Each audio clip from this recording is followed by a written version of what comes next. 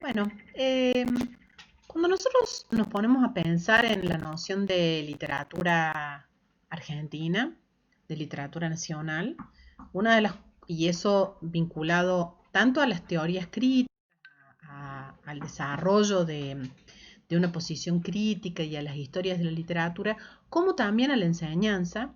Obviamente que una de las cosas que aparece centralmente son todas las problemáticas en torno al canon.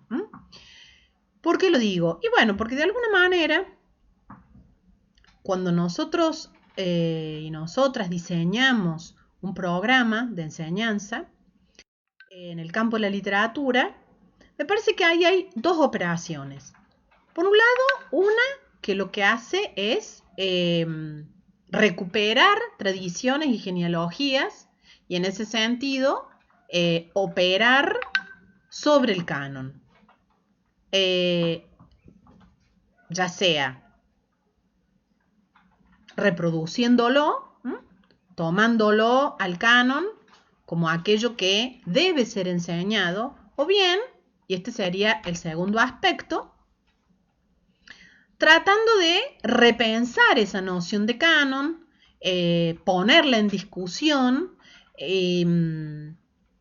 torcerla, suspenderla, pero lo que nosotros no podemos dejar de tener en cuenta es que cuando diseñamos un programa, estamos operando entonces sobre el canon. En ese sentido, a mí me interesa ahora plantear algunas cuestiones en torno a esto. Por un lado, ¿qué pasa con el canon en un sentido singular?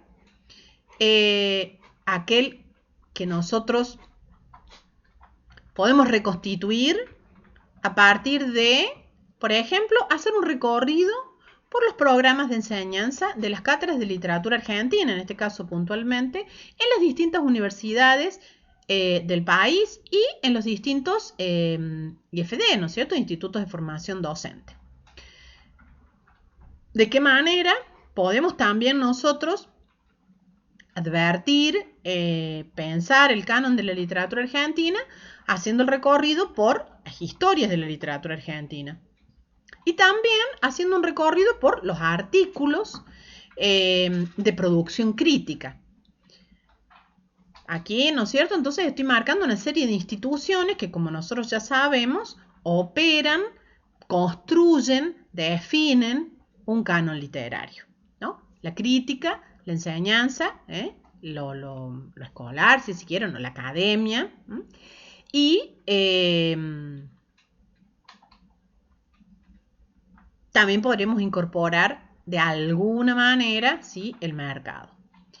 ¿Qué pasa con el canon en el caso de nuestra literatura argentina, ¿no? Por un lado uno podría decir, bueno, a ver, este concepto que nosotros ya sabemos que está tan marcado por cuestiones que aparentemente no son valorativas, pero nosotros sabemos que sí lo son, porque de alguna manera la noción tradicional, digamos, de canon literario, apunta a normativizar una escritura, ofrecer un modelo, apunta a la excelencia, a aquello que está a lo selecto, a la calidad, ¿sí?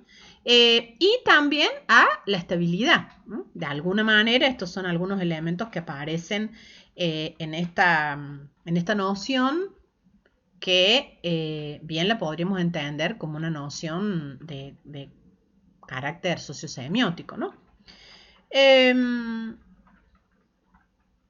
Cuando nosotros pensamos, por ejemplo, el canon de la literatura argentina en el siglo XIX, ese sí que parece ser un canon estable, ¿no? Si nosotros interactuáramos en estos momentos y les preguntara, seguramente que me dirían que ese canon está formado, está constituido por Echeverría, Sarmiento, Hernández, claramente, y bueno, y después habría que pensar, seleccionar algunos autores del 80, en los cuales seguramente estaría Cané o estaría López, podría estar Mansilla, pero claramente me parece que el canon del 19 se estabiliza sin dudar en Echeverría, Sarmiento y Hernández. En el caso del canon de la literatura del siglo XX, ahí es un poco, a lo mejor, no tan fácil de advertir, pero también es un canon estable, en el que nosotros podemos decir que claramente está Lugones, claramente está Borges, ¿sí? Como las dos figuras centrales de ese canon que van a atravesar la primera, claramente durante la primera mitad del siglo XIX o por lo menos hasta el 80, ¿no? Y después, bueno, habría que ponernos a discutir un poco más.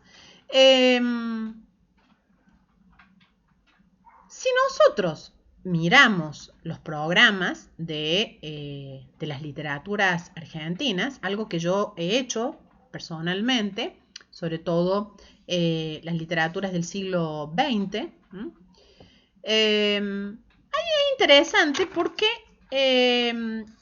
lo que pude advertir, digamos, ¿sí? En una suerte de relevamiento de datos que hicimos junto a la profesora Eve Molina de la UNCU, de la Universidad Nacional de Cuyo, a pedido del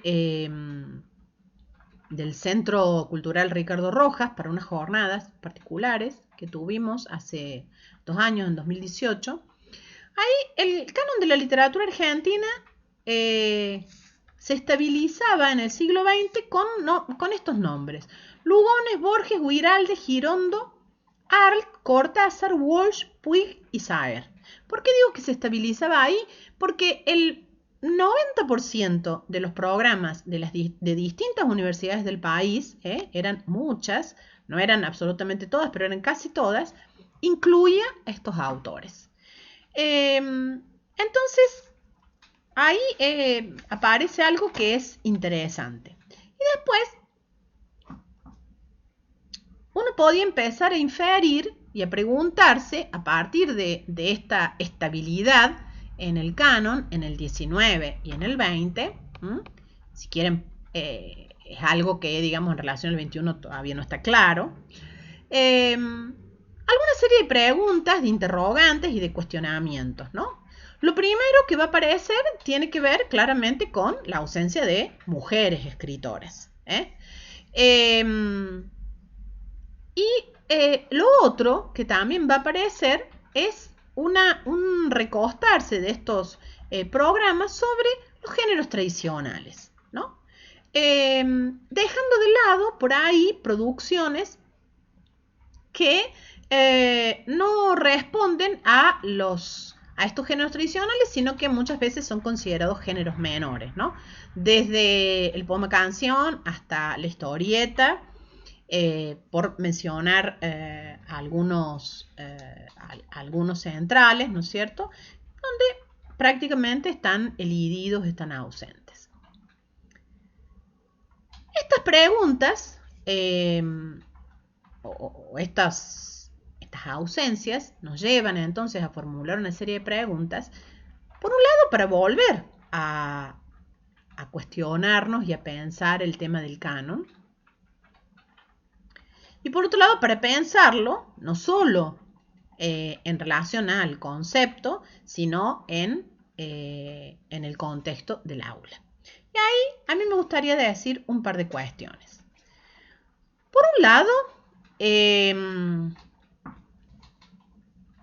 me gustaría recuperar algunos planteos que Walter Miñolo hace en un texto que se llama Los cánones y más allá de las fronteras culturales en América Latina, donde él dice, bueno, en definitiva, cuando nosotros pensamos la noción de canon literario y lo pensamos en América Latina, lo que vamos a encontrar es un canon homogéneo, un canon estable, que está construido a partir de una homogeneidad de lengua, el español, y una validación y comulgación en relación a los valores de las culturas colonizadoras. ¿Qué quiere decir esto? Todo aquello que no responda, que no esté constituido sobre la base de la lengua española y que no responda a las culturas colonizadoras, entonces no va a permear y no va a ingresar al canon. Porque eso es lo que prima. Sin embargo, Miñolo lo que dice es, en realidad, y esto me parece interesante, cuando nosotros hablamos de canon, hablamos de la necesidad de las comunidades, dice él, de poder estabilizar su pasado, eso estaría representando el canon para Miñolo, adaptarse al presente y proyectar al futuro. Entonces, en este sentido, él va a plantearse que no debemos hablar de canon en singular, sino de canon en plural, de cánones. Y que básicamente necesitamos reconocer y pensar que habría dos grandes tipos de canon. Uno que sería el canon construido desde los lugares de poder, desde lo que hace un rato yo mencionaba, aquellos instancias de validación y las instancias de producción reproductoras de las culturas colonizadoras y que responden entonces a los cánones de los sectores del poder. Y por otro lado, dice él, el canon o los cánones de las comunidades marginadas, ¿no? Por lo tanto, si nosotros pensamos en esta suerte de clasificación, o de distinción, mejor dicho, no de clasificación, de distinción que Miñón lo está haciendo, podríamos llegar al planteo que él hace, digamos, ¿no? Donde él dice, en definitiva, lo que nosotros necesitamos pensar es que hay tantos cánones como comunidades. ¿Por qué? Porque cada comunidad, a partir de lo que hace un rato yo mencioné, construye su canon. Bien, ¿por qué estoy planteando por qué estoy recuperando estos planteos, estos problemas que Miñolo hace aquí? Bueno, porque a mí me parece que esto es interesante para pensarlo, para reflexionar en función de nuestra práctica docente y para poner en cuestionamiento entonces la noción del canon en general y del canon en la escuela. Volviendo un poco a lo que yo recién les comentaba de esta recopilación de programas de las cátedras de literatura argentinas del siglo XX que habíamos hecho para ver cómo estaban operando ahí en relación al canon, y yo les había mencionado recién una serie de nombres, Lugones, Borges, Guiraldes, Girondo, Cortázar, Walsh, Puig y Saer, y poniéndolo en relación con esos tres nombres, digamos, centrales del canon del 19, les decía, por un lado aparece la ausencia de mujeres, pero también es interesante cuando uno se pone a revisar estos programas, aparecen otras preguntas, ¿no? O sea, por un lado, en relación con esta ausencia de mujeres, ¿por qué yo me lo pregunto y por qué yo me lo planteo? Bueno, porque de golpe, en un momento en el que los debates sobre el género, sobre los feminismos, están atravesando nuestra cotidianeidad, la escena pública, están atravesando, además, están atravesando a los sujetos de maneras muy diversas, ¿sí? De golpe, nuestras aulas se empiezan a poblar de sujetos que no responden a la heteronormatividad. Entonces, la pregunta es, si esa es la comunidad, en un sentido más directo, más concreto, más cercano, ¿cómo nosotros estamos construyendo y el canon, digamos, pero además qué lecturas estamos proponiendo, ¿no?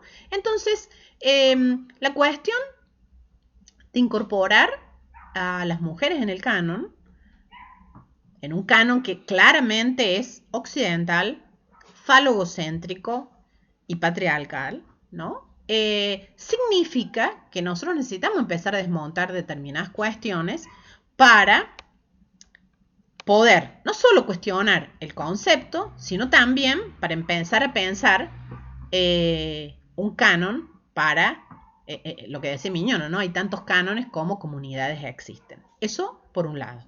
La otra cuestión tiene que ver con qué pasa con la posibilidad de los diálogos intergeneracionales, ¿no? ¿En qué medida lo que yo, ese canon sobre el cual estoy operando en mi programa y en mis clases, habilita un diálogo intergeneracional con nuestros alumnos?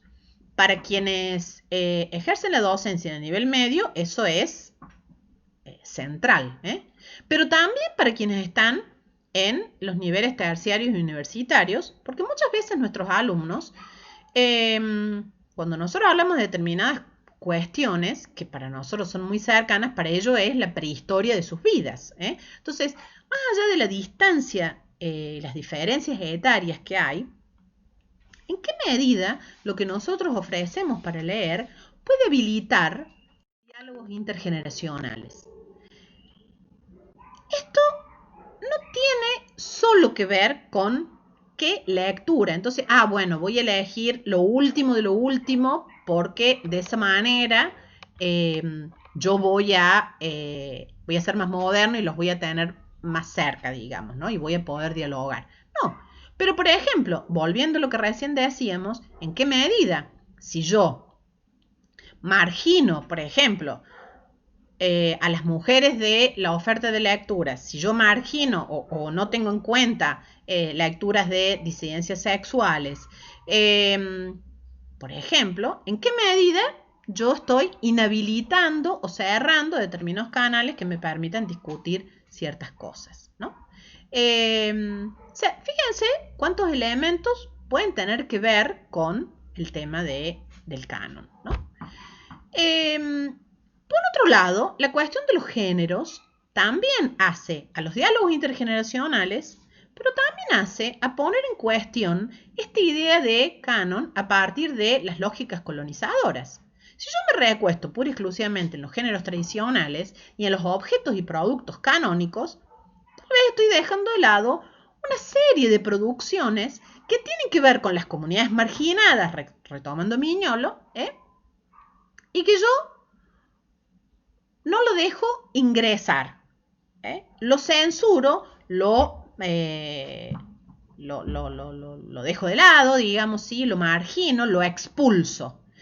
Entonces, también ahí, digamos, tiene que ver con cuál es el recorrido que yo hago. Y finalmente, la otra cuestión del canon, muy relacionada a aquello que venimos hablando, tiene que ver con cómo opero yo, por ejemplo, cuando enseño literatura argentina, la relación entre lo nacional y lo local. Porque de golpe, yo puede ser que trabaje sobre una idea de canon que está construida desde una lógica metropolitana, que es homogéneo, que es estable, que es falogocéntrico, que está occidentalizado. Y entiendo que eso es el canon y el canon nacional, y después, a modo de apéndice, a modo de color local, planteo algunas lecturas, ¿sí?, de algunos escritores del lugar en donde nosotros vivimos. Como para darle una nota de color, como para a lo mejor producir cierta cercanía e identificación. Pero no me planteo, desde mi lugar de docente, desde mi lugar crítico, que eso puede disputar lugares en el canon, puede desarticular esa noción de canon estable, falogocéntrico, occidentalizado, metropolitano, o bien me puede permitir ser la punta de lanza para construir otro canon, en la medida en que puedo pensar entonces en el canon en plural, los cánones, ¿sí? Y no necesariamente ese otro canon desde el cual yo voy a pensar, por ejemplo, lo local, ¿sí?, aquello que se mueve y se desplaza de lo metropolitano, como un canon alternativo, ¿sí? Como un canon de segunda, sino tal vez lo puedo pensar en el sentido de poder configurar una diversidad y una pluralidad de cánones que respondan entonces a las comunidades, o bien, mejor dicho, construidos desde las comunidades. Entonces, esa también es una cuestión que me parece que es importante para pensar, ¿no? Además, porque poder revisar y asentar algunas de estas cuestiones, me parece que también nos hace incluso revisar líneas canónicas dentro de la crítica. Cuando nosotros nos dedicamos, además, a consumir a los y las críticas de la literatura que producen desde los centros canonizados, ¿sí? Buenos Aires, La Plata, Mar del Plata, Rosario, entonces, bueno, de alguna manera, la posibilidad de pensar en una pluralidad de cánones, en la posibilidad de desmontar, digamos, ¿sí? Estas condiciones de un canon estable, falogocéntrico, occidentalizado, metropolitano, y van a ser nulas, ¿no? En la medida en que yo también empiezo a romper eso y empiezo a incorporar otras tradiciones críticas y empiezo a leer a los críticos y a las críticas que producen desde otros centros de académicos, como pueden ser Salta, Jujuy, Tucumán, Misiones, Paraná, Santa Fe, Mendoza, Río Gallegos, San Juan, Catamarca, Santiago del Estero, etcétera, etcétera, de golpe. Y bueno, ahí voy a empezar a descubrir no solo textos otros y distintos, sino que me va a llevar, me va a remitir claramente a pensar en de qué canon hablo, de qué canon en singular hablo, ¿no? Entonces, bueno, daría para discutir, por ahí se los voy tirando, son cosas que podemos recuperar en la clase de cierre, pero digamos, ¿qué hacemos? ¿Armamos un canon inmenso que intente pensar esa literatura argentina plural, diversa, multitemporal y plurispacializada? ¿O pensamos, al estilo de Miñolo, en pensar cánones diversos en función de las diversas comunidades? Bueno, bien. Algunas cuestiones que me parece importante para pensar y para discutir.